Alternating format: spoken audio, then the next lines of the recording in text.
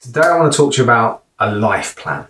This is something I do with every client, every prospect, and we do it when we first meet, and I then review it every single year to make sure that we're either A, on track, or B, things haven't changed and our goals aren't different this year. Because the simple fact is life is varied, life will change, and the plan and the financial plan for a financial advisor has to be fluid for every client.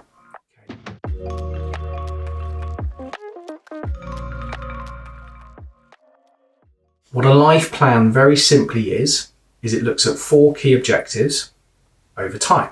So the 4 key objectives that we look at are career, so your job, when might you want to retire, what are you doing now, do you see any kind of career progression happening, and what does that look like for you? We then look at home, okay, so do you own, do you want to own, do you rent, do you own a property portfolio? What does home look like for you? Do you want to move to a bigger house in the future? It's entirely up to you. The third bit is family. Do you have a family? Do you want a family? How does that look again over the spectrum of time? And then the last bit that we look at, the last objective, is lifestyle. And out of all of the things that I look at with my clients, the first 3 can be quite almost structured in how they appear.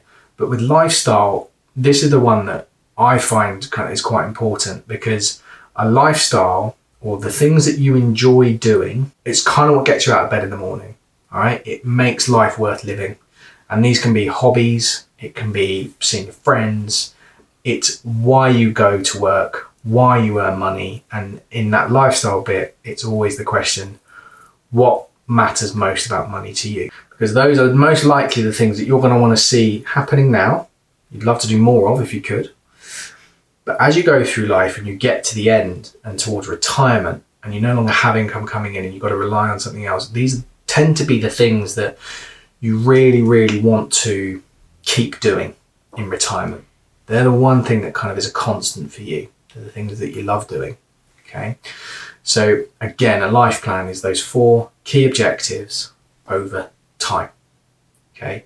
It can be a bit of a struggle to possibly put people or my clients in a position where I could ask a question, have you thought about retirement? When do you want to retire?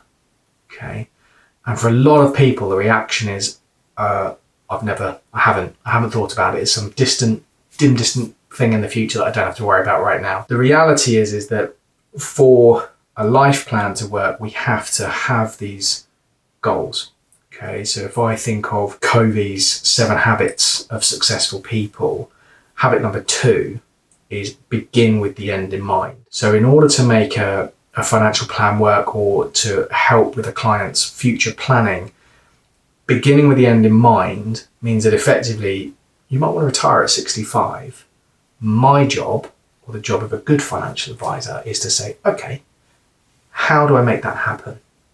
Okay, what can I put in place now that will allow me to get to that goal, to get to that objective? But effectively, we can look at it in a number of different ways, but the idea is that with a life plan, you have it down in writing, you write down your goals, write down your dreams, your objectives, and what you want to achieve.